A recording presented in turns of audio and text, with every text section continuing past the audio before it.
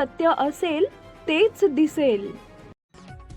हनुमानवाडी ठाकर वस्ती केळगाव आळंदी इथं घडलेल्या दुहेरी हत्याकांडातील फरार आरोपीला गुन्हे शाखा युनिट 3 पिंपरी चिंचवडच्या पथकानं तात्काळ अटक केली. या घटनेत एका वृद्ध महिलेसह 6 वर्षाच्या चिमुरडीची निर्गुण हत्या करण्यात आली होती. पोलिसांनी दिलेल्या माहितीनुसार दिनांक 2 एप्रिल रोजी सकाळी सुमारे 10 वाजता सदर घटना उघडकीस आली. फिर्यादी संगीता दत्तात्रय केदारी या आळंदीतील इंद्रायणी हॉस्पिटलमध्ये रात्रीची साफसफाईची नोकरी करतात.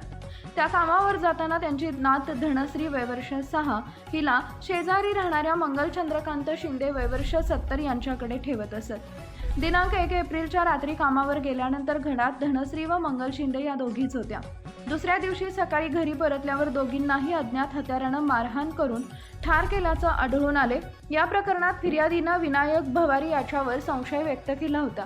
घटनेनंतर पोलिसांनी तात्काळ तपासाची चक्र फिरवून गुन्हे शाखेच्या विविध पथकांना शोध मोहिमेसाठी पाठवले.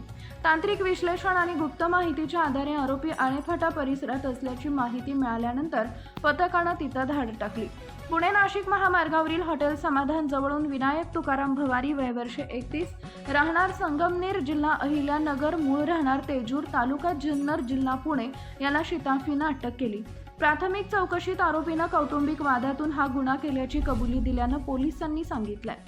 पुढील तपास आळंदी पोलीस करत आहेत.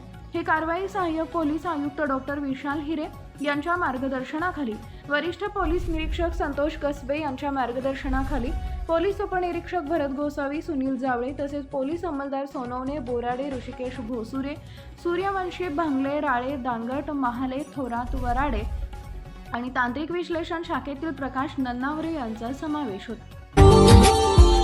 Subscribe now and press the bell icon. Never miss an update.